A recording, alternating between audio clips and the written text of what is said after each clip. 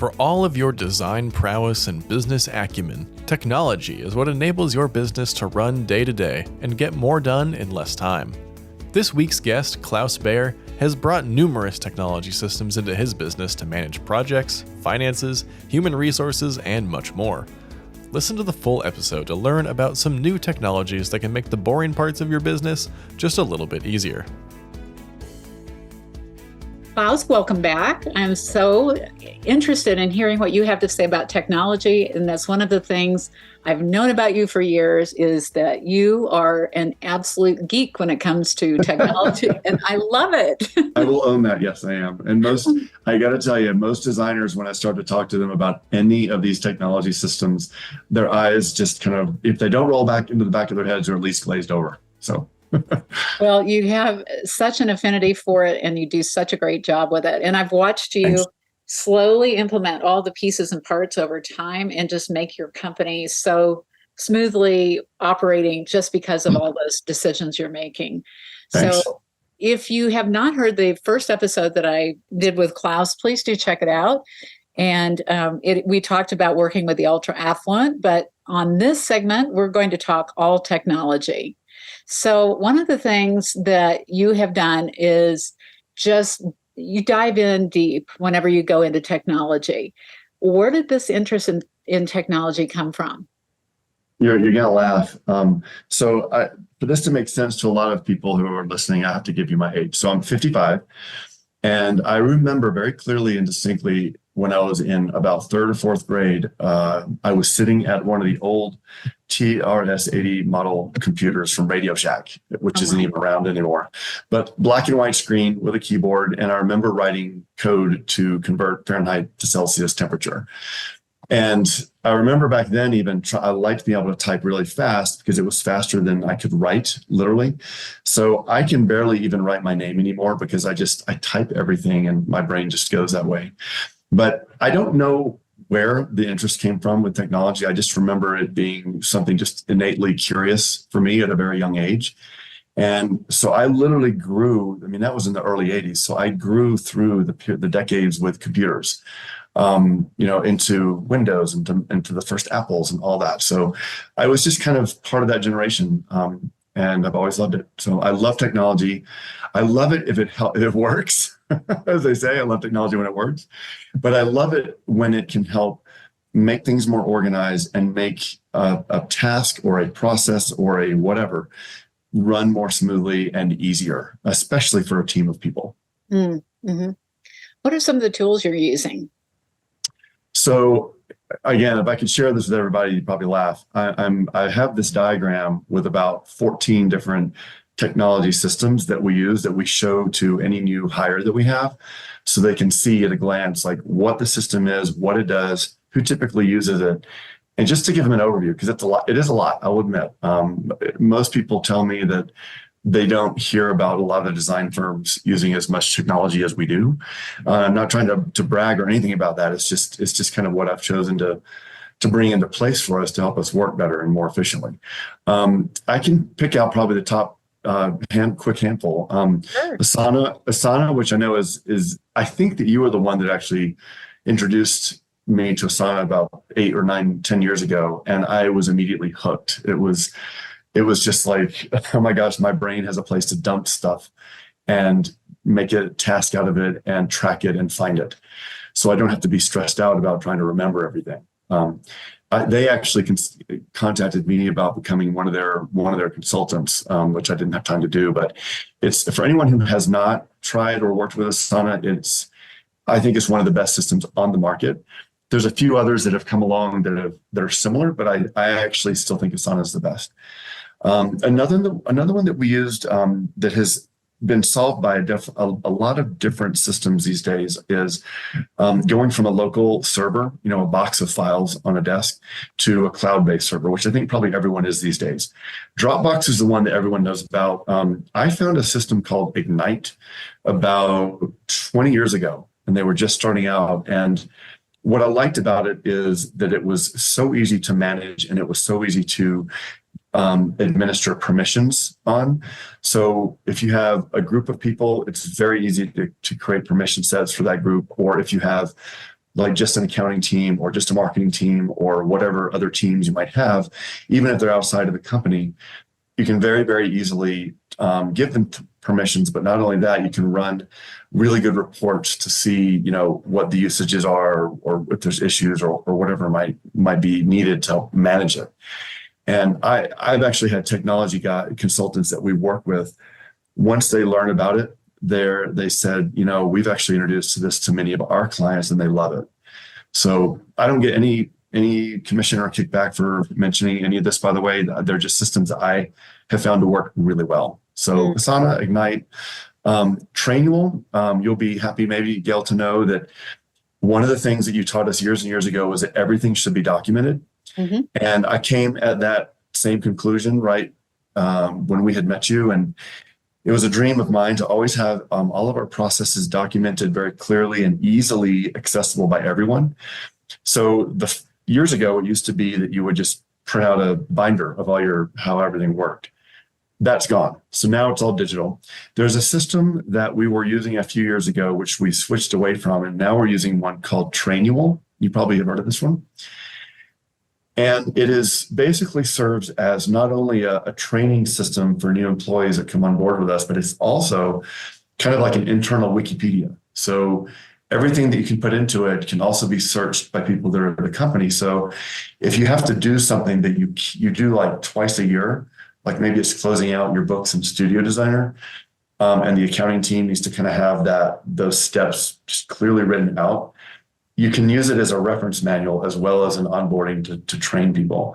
Mm-hmm. And the other cool thing that it does is it has a system that you can set up so that if you're, for example, a new junior designer coming in for a particular role, you can set up the training that they need, and then you can do these little quizzes for them. And all those answers can go to their manager, so that manager can really get some good feedback on how they retain the information. Do they understand it? Do they need to, have a little bit of one-on-one coaching? But what I love about the idea of doing everything digitally is that people can go at their own pace and they can use whatever best interface they like, whether it's auditory or just reading or watching videos, which you can integrate. That person can learn to their best way of learning. So Trainual, those three are three that we have found to be really, really powerful. Mm-hmm. Oh, one more, by the way. I want to give you one more. I just looked at my diagram. So one of the biggest challenges that we had about 13 years ago was, especially when you get more people on board in your company, is how do you handle passwords? And I know there's a couple of good systems out there, and I can't remember all the names of them, but we use one called LastPass, and it has a couple of tiers of different versions. You can get a commercial versus a personal grade, but what's great about it is for our team of 12 designers, they were historically, one person would go in, they'd try to get into a vendor, that vendor, they would use it and then they would forget the password. The next person would try to get in, they had to reset the password, and it was just a vicious cycle. So with LastPass, what we're able to do is create all these shared folders for the design team, or any team for that matter. It could be marketing, could be accounting, could be whatever. And you make one person kind of your administrator, or two, whatever you want. And then that's the person who is responsible for updating any passwords, but everyone else does not have the ability to update the passwords. So all they have to do is go to the website and they log in through LastPass, and because it's already been saved, and they get in. And it eliminated the problem of the password chasing problem. It was a big issue.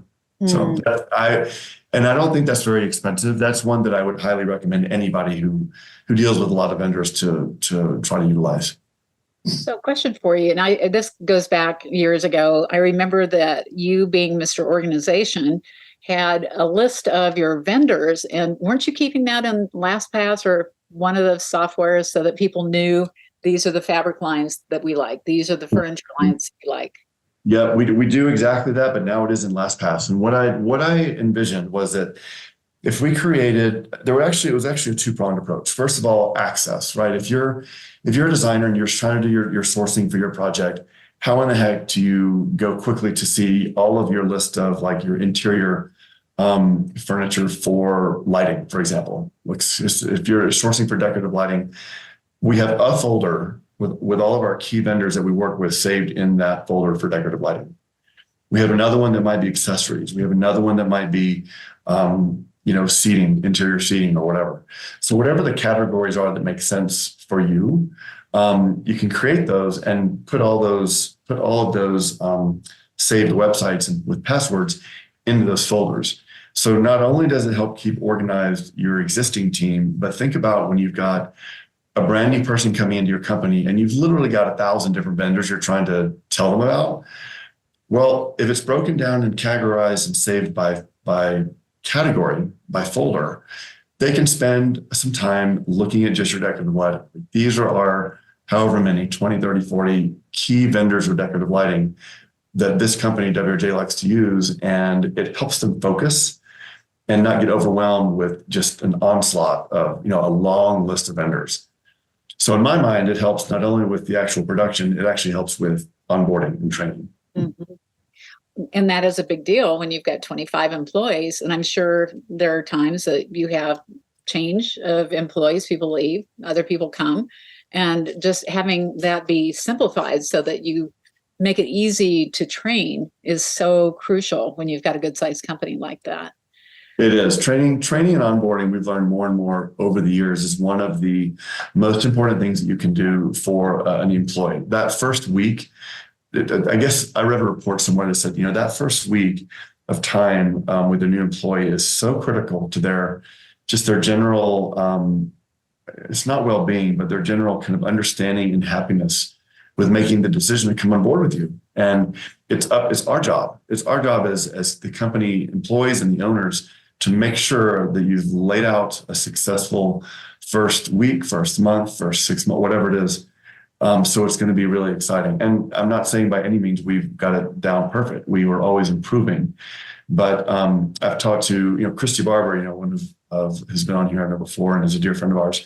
She had a really, really well articulated onboarding process. And she is just, as you know, one of the most amazing people in terms of the people empathy side. And I really admire and look to her for her wisdom and how she does things. So if you haven't heard her podcast, go listen to it. She's amazing. So in terms of Asana, let's go back to that because that is a really key tool. And I know that you've used Asana for so many different types of things like onboarding your team, onboarding your clients. What other types of internal projects do you have as set up as templates within there? Again, I'm going to sound like a geek, but I have the best time working with Asana. And I got to tell you one thing real quick. So you can learn new systems. So we had someone recently join our firm who is in my decade, I'll say, and not a technology person. And she was really afraid of the system, but she was encouraged by the challenge. Like, I want to learn how to use this and I want to really get it. And she's the type of person where she needs to see it done and she needs to do it, many, many times over. Once she's got it, she's got it. So she and I have developed multiple more project lists in Asana that I didn't even anticipate that we would do. They're awesome. So one of them we use to track properties. So this kind of goes back to what we talked about in the other podcast about lead lists. So looking at brokers and tracking properties that are out there that are for sale, that are under contract, that have sold. Are they furnished? Are they not furnished? And I've got all these tabs set up in Asana for just that list that show us, by broker, by town, where the brokers are located. What are the most recently sold properties that are unfurnished that we should reach out to? So that's an example of just keeping all that information literally at your fingertips. And easily accessible and easy to see and view. That's one example. Another example is we're watching all of our lead list potential clients coming through. So the way that I set that one up is that it's basically, it mimics kind of what a lot of the systems that are out there, like Pipeline and some of the other systems I know that are out there to help you with your pipeline feed. Mm-hmm. But I wanted to use Asana for it because I felt like the interface gave us so much more robust depth of what we could throw into it and assign tasks and just the way it worked. Plus, we all knew it. So I have it similarly set up. So a person, Frank, let's say, comes to us and they're in the first stage, which is a new potential client. The next stage might be need to send marketing materials. The next stage might be, need to send the agreement and so on, and whatever your process is. And what I love about it is it's kind of like a fancy pivot chart in Excel now. You can add so many different custom fields, which I highly recommend. So we put in the team internally that's going to be on it, as well as the lead designer. So on one of the Asana tabs for that project list, I can define that tab to show me grouped by team, design team, what are your projects, what are you working on, so I can easily and quickly see by team what their project load is. So you can, once you start to get the data in there, it is phenomenal how you can begin to slice and dice it and look at it. Mm-hmm. And if you have the remotest ability in your brain, and if you don't, get someone who does, who can begin to look at data this way, it's actually very intuitive and very easy. You just have to know that it's possible. And then it really helps you with your business. Yeah, and I think about all of the things like that lead list and just tracking that. And I was just thinking, for you, it must be incredible now that they have the automations that you can set up for all of those things when it goes from one stage to the other. And there are just so many features that are great. Are you using all the portfolios now too? We haven't gotten into portfolios yet. I know that they've introduced a lot of new features, which I wanted to explore for sure. But I know, for example, dashboards is a cool thing I'm playing around with. So you can, if you have a project list, as you know, you can pull in certain data, quick high-level data tidbits, like how many leads converted to live this past quarter or whatever. So you can take it as far as you want. You can make it as complex as you want. One thing I'll just throw out at you that, that listeners might be interested to know, at least from our perspective, when we've been developing and refining our lead list template for probably 5 or 6 years now. And when I look at just one task for one potential client and all the subtasks that we have defined underneath that, there must be 50 or 60 subtasks for every one of those tasks. So there's a lot of steps that have to happen to get a potential client all the way through to a live client. And I don't know how anyone can do it without a tool like this. I just don't know how it's possible, because there's a lot to track. Mm-hmm. So for sure. Are you using Asana for storing all your processes and procedures? No, that's what we're using Trainual for. And I know that some people, I know in our former boardroom, some of the people were using Asana to do that. Mm-hmm. And we decided to keep it separate, put it in Trainual, because I liked the way you could add media. And it's actually, Trainual is set up to be a container for information. And you can create literally what are called chapters and literally what are called steps. So steps within a chapter, within a volume. So in my mind, this is just me, I felt like it was a little bit more logical to use for our documented processes rather than Asana. Mm-hmm. Asana, when people come in, I tell them, at the outset what we use it for. And it always starts with task management. Mm-hmm. I wouldn't call it resource management. It's really about tasks. Okay. Are you using Keep still for your CRM? We are still using Keep. And I think actually you were the one that introduced us to that as well, Infusionsoft before, and now it's Keep. And it's still a great one. There's a lot of them out there now. Ironically, when we were looking at systems about 12 years ago, I looked at MailChimp and I broke it. I found some weird glitch, and I was like, okay, well, and I'm not trying to slam MailChimp. I think they're actually great for a lot of uses, but I had in my mind a more complicated and complex system that I wanted to put in place. Mm-hmm. And Keep was great. So it has a really great way of being able to tag, people in your CRM system. It's really helpful. But for anyone in the business, whether you're just starting or you're well on your way to a successful design firm or any firm, you definitely have to have some sort of CRM system. And it takes time to keep it pruned, to keep it clean, and to keep it active. That's not easy. It is not easy. You need to have somebody who's technology driven to do that piece. Yeah. Well, and then another piece that you talked about earlier is about HR. So what software, are you still using Bamboo? We are. So that's another one. Good memory. Bamboo HR is an online, they're not they're not the people that manage HR, but they are the container that contains all of the HR information. And for me, this was driven by the fact that, 7-8 years ago, when it was me doing all the HR stuff, I was doing my best to track, people's time off. If you work 7 weeks and you've earned whatever the factor is of time off, how in the hell do you track that? So, and then of course, there was a bunch of other stuff, from hiring to all the documentation that any employer has to track for an employee. There's just a lot of stuff there. And I didn't want to ever get caught with my pants down, literally, with not having the right forms or the right tax information or the right, I wanted everything to be done correctly. So at the time, Bamboo HR was just coming onto the market. I think they might have been 1 or 2 years old at the time when I found them. And they've grown a lot since then in the last several years. But it's a very, very good system. I would recommend it to anybody, at least to look at it. There's another one called Zenefits that I knew about and looked at. There's a bunch of them out there now.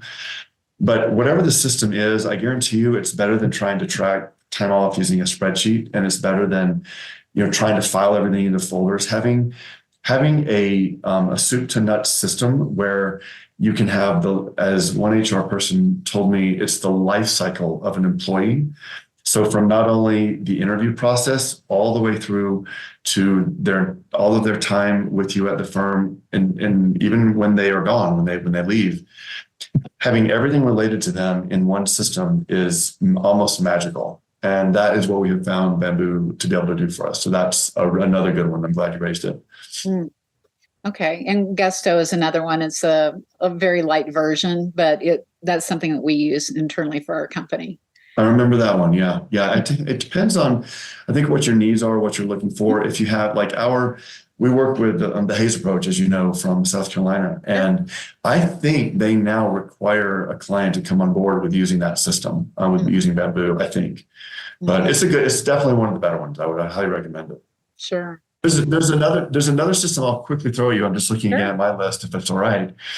If you are someone who is well on your way to documenting your systems and your processes, and you like visuals, which I do. I love seeing things in flowcharts. I like seeing, how things work.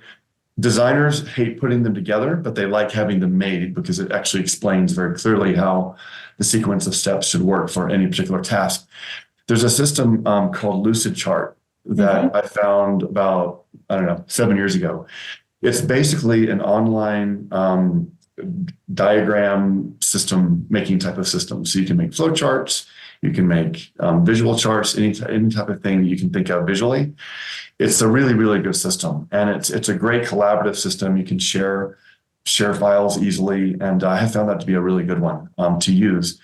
So what we'll do is we'll have a smaller team in our company be the ones that are responsible for making the flow charts or the diagrams or the how-tos.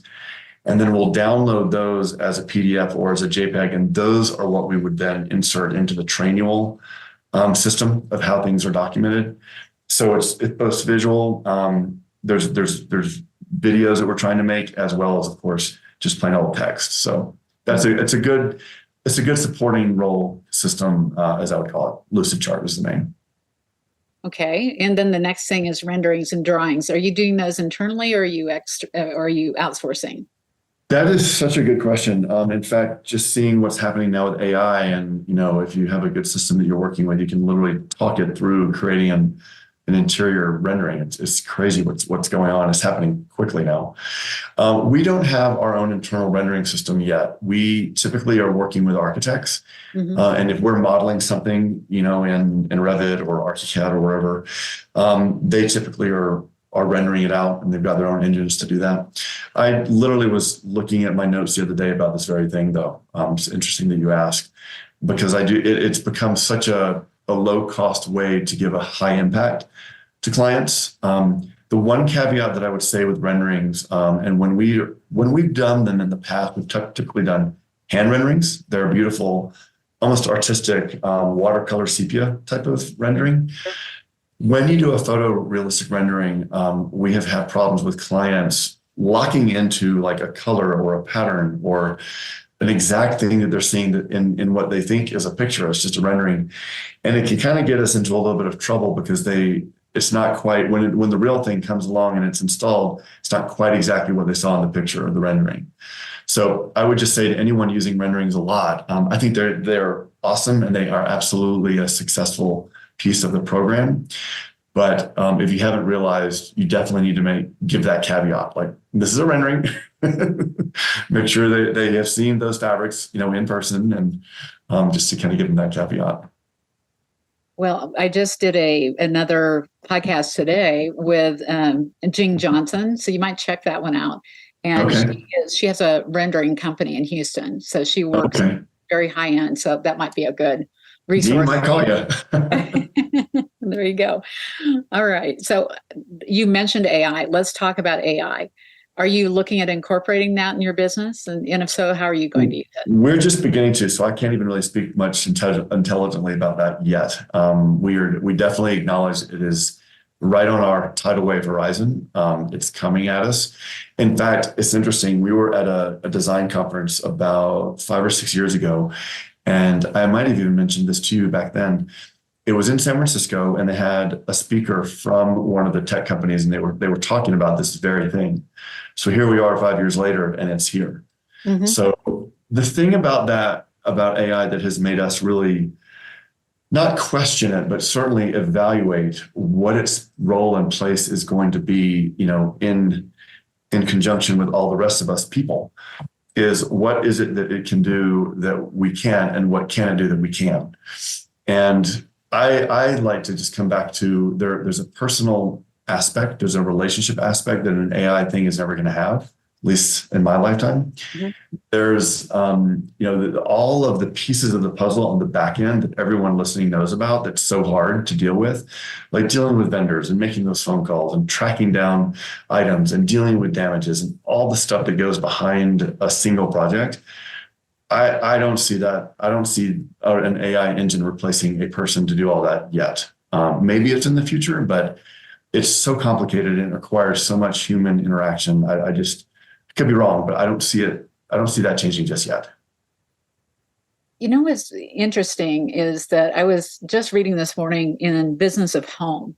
They were talking about Venus Williams. I don't know if you saw that article, that she has an interior design firm and they have developed an AI app for interior design. So I'm very curious now that I've heard that and read that. I want to go see what that's all about. To see how that's coming. Sure. I mean, I think there's probably a place in the market for people who want to just go to a design firm and say, give them a picture and say, I want to recreate this. Mm-hmm. But there's other clients that come to designers and say, I want to have something that's really bespoke, that's really unique to what we can come up with together. And so I don't know. It is. I agree with you. It's going to be very interesting to see how this all rolls out in the next years, because it is changing at light speed. It's crazy. It is crazy, and you have to keep up with it. I about fell over when I was looking at our bills for how much we spend on technology a year. It's like a senior designer's salary.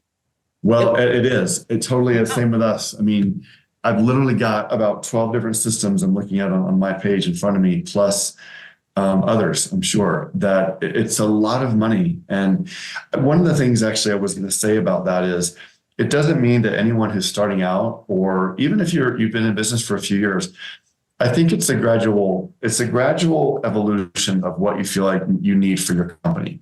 None of us first starting out can afford the giant swath of all the technology that I'm using right now. You just can't afford it. It doesn't make sense. It's also overkill. But as you grow and as you begin to, as you've said in the past, you outsource what you can, but then eventually you'll probably want to insource that.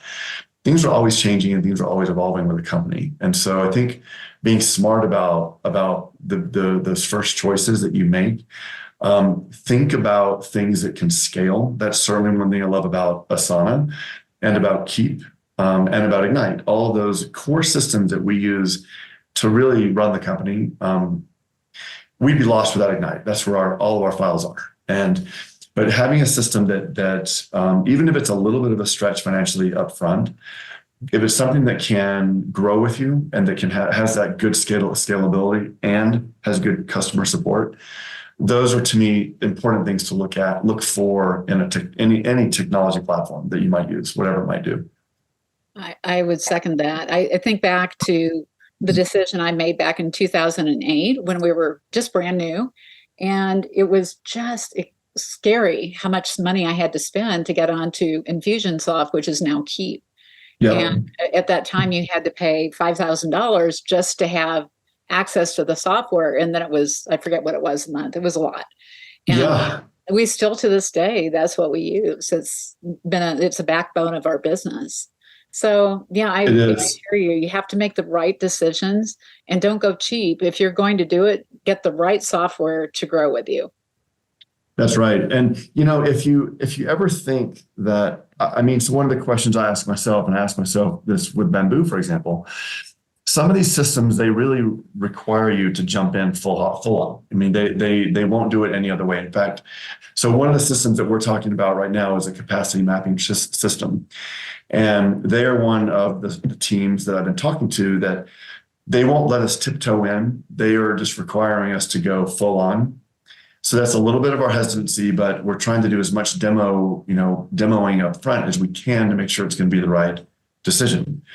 But one of the things I remember asking myself 8 years ago when I launched into Bamboo was, gee, what happens after a year if I've put all this information into it for all my employees and I decide it's just not a great system, or they aren't good at support, or they don't do a great job at whatever they've promised. And that definitely happens.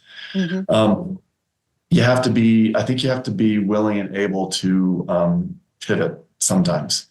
But part of finding a new system, a little bit, you have to do a lot of research, but part of it is hoping and growing with it. Most of the systems I have to say that I've picked have grown really well. They've had good money backing them. That's clear. Asana is one of them. I have to say if you send them, their support team, an issue or a glitch, this actually happened last week. I found another glitch and I sent them a message, sent them screenshots. Within 2 days, they said, "You're right. We fixed it. It's now resolved." So that to me means a lot. That means you're not just kind of on an island by yourself, but you've actually got a good support team. And another good thing about Asana, as an example, there's plenty of systems out there, but take a look if you're doing research to try to find new systems for yourself. Take a look and see what community forums there are. That's a really, really good way to evaluate, like, what's the dialogue happening there? What are the issues that are coming up? Do you see issues that people have brought up that are 3 years old and nothing's been changed with that system? So whether it's you or if you have someone, around you that likes technology or at least doesn't hate it, that can help you with that research, it's worth that time up front to then once you do, dive in, because of what we both said, it's expensive. Mm-hmm. It will not be a wasted effort. Sure. Well, you have definitely laid out a great framework. And I think this gives anybody who has a firm, no matter what size, some of the ideas of what they can do and the potential for systematizing and making sure your business is running really smoothly. So why don't we end this episode with 3 suggestions that you would like to share with our listeners, maybe 3 takeaways, things that you've learned over the years that you wish you'd known? I would say one is challenge yourself, stretch yourself to go into, if you hate technology, figure out a way to step into it to help make your company better. I will be the first to say that technology doesn't solve everything, but if there's a system, if there's a process that you have that you're struggling with and you feel like it could be solved in some way, shape, or form, and you're not the one to think about solving it from a technology perspective, find someone who does or who loves that, because I guarantee you know someone who can. And talk with them, lay out your problem, and try to figure out where's a solution out there in the marketplace that you can bring into your company and make it better and solve it. Mm-hmm. That'd be number one. Number 2, file structure is, to me, probably the core of any of our businesses. So if you are someone who can't find a file like that, you should be able to. Take a close look at your file structure system. And if it's not organized, make it organized and figure out a system that you can work with that works well. Mm-hmm. A third one, I have to say, I'll echo what you told us years ago, which is finding a powerful CRM system, whether you use Asana or Keep or MailChimp or whatever. Get a really good CRM system, invest in that, because that's going to be your long haul Rolodex that you're going to use for when times get tough. You're going to make those calls to past clients. You're going to reach out to all the people in your network that can help you bring new business in. So I think a CRM is probably the third thing I would leave. All the other stuff that we all use, everyone's a little different. Some people love it InDesign, some people love PowerPoint, some people hate both. There's so many different exciting ways to run your company with technology these days. You should not settle for something that you don't mesh well with and that you don't feel like supports your company structure. I think that's probably, I'll leave that as a fourth. That's a good takeaway. Oh, that's great. That is so awesome. Thank you so much for this information about technology. And I'm going to ask one final question because I don't want to leave Rush out. And he's technology. He's not here today, but please give him my best. But also, I was just thinking about the vision that he had for your business many years ago. And I remember talking about this in several of our VIPs and just the conversations we had in boardroom. And I'm just curious, now that he's accomplished so many of the things on his vision, what is his next vision? That's a really great question. There's a book, dang it. It was actually a book that we read with our group, our boardroom group. The title is escaping me, and forgive me for that, but it's about kind of the second chapter in your life. It's when you've reached this point where now you're becoming more of this mentor and you're becoming more of this, passing on the torch type of mentality. And it's such a strength to speak from that position rather than trying to keep up with what you used to do. So I think that pivot, that masterful pivot right now is what's starting to happen. He's late 50s, early 60s. He's in that gap. I'm 55. So we are both kind of entering that next phase of, all right, how do we set our company up and all of our team members here to really be excited about WRJ and really help move it forward into the next generation, frankly. So for me, I think for him, I think he would say the same thing sitting here. It would be, how can he mentor more? How can he really, really think top level and do the next exciting things with WRJ, whatever that might be? So great. Well, give him my best. And I can't wait to see you all. Hopefully we'll see you at Market or somewhere in the near future, or hopefully I'll see you in Jackson and at Thanksgiving. Absolutely. So great to see you. I appreciate your time. Thanks so much for having me, and best to Aaron, and keep up the great work with everything you guys are doing. Congratulations. Thank you. Thank you, Klaus, for helping us close out Season 9 of the Creative Genius podcast. We'll be back very soon with Season 10, so stay tuned for another great season of great interior design industry guests. But before you go, our 2024 Interior Design Business Survey is available to take now. Lend your voice to the survey and secure your free copy when the results are available. To take the survey, visit thepearlcollective.com/takethesurvey.